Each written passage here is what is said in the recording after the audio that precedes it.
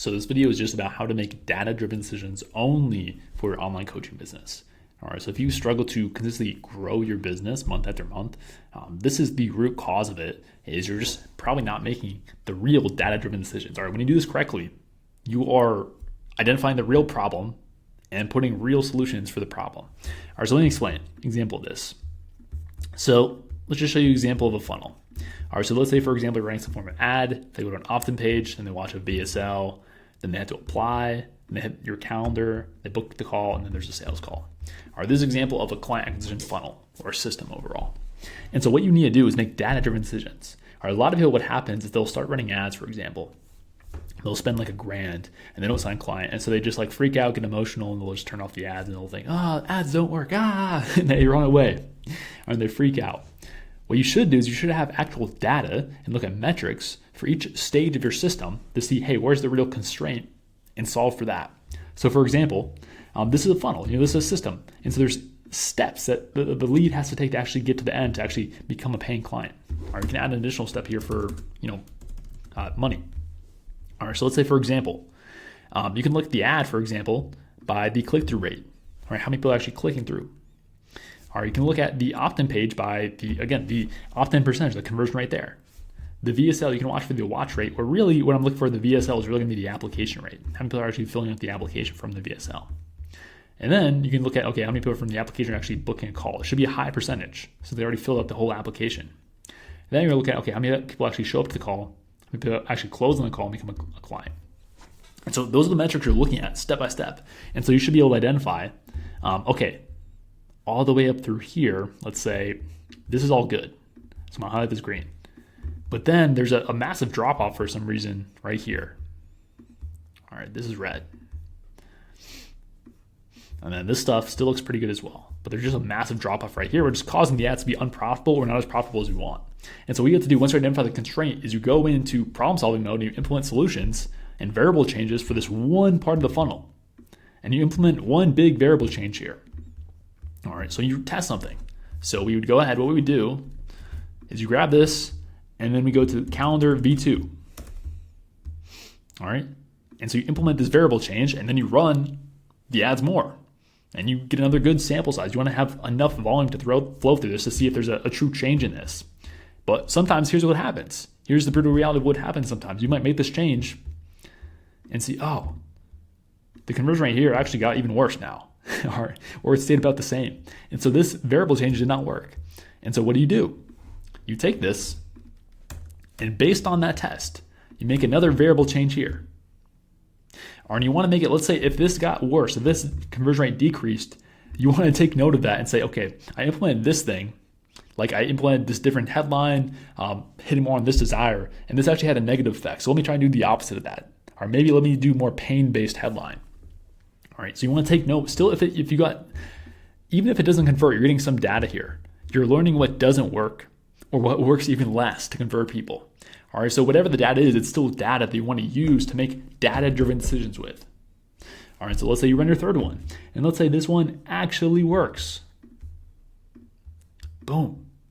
Now you have a winning. Now you have a winning campaign here. You have a winning system to actually acquire clients consistently. All right, but it's not as beautiful as that sometimes. Obviously, there could be even more variations that are required, or you could have multiple constraints in the system.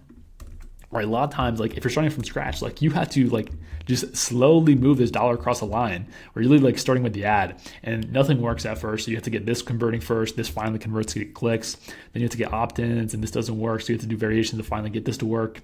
You're literally just going step by step if you're starting from scratch. But you need to make data-driven decisions. That's like the biggest point of this video is like you have to take it step by step and make decisions based on data, not based on emotions. Or another common example, huge mistake, I made this in the past, it will ruin your business. Let's say you have a sales call. Let me take the highlight off of this. So you have a sales call with one prospect and they go crazy and they say all this stuff. You suck, your ads suck, I will never buy, all this stuff. They basically they'll give you this feedback of the VSL was awful. Like you'll have crazy prospects like this will just tell you random stuff sometimes of what they think, their opinion. And the key here, the biggest key out of all this situation, let me underline this, is one prospect. One. All right. One is not a sample size, a significant sample size of that.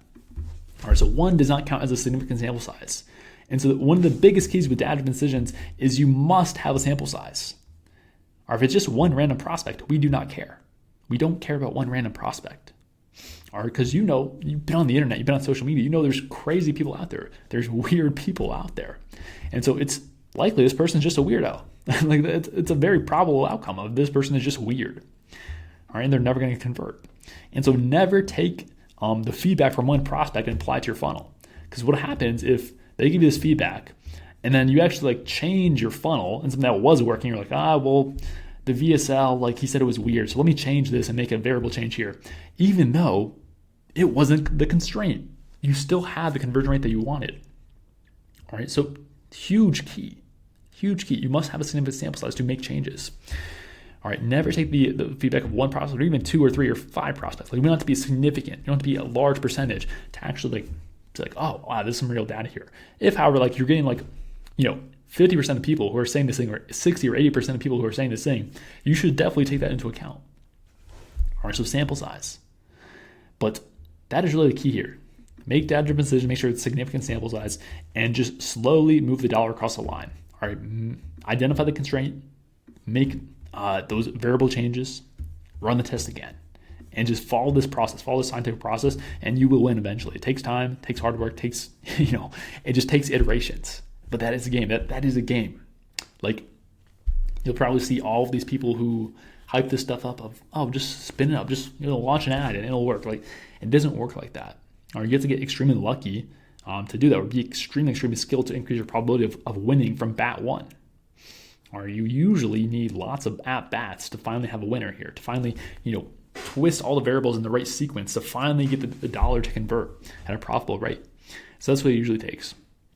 All right, if you are an online coach, you're watching this, and you want me to just give you our converting scripts and templates and everything we're already seeing work for ads and funnels, go ahead and click the link below if you want access to that. So just click that out to check out what we do and how we can help you out there in terms of scaling your business with paid ads or organic as well. So go ahead and click that link if you are interested. But I will see you in the next one.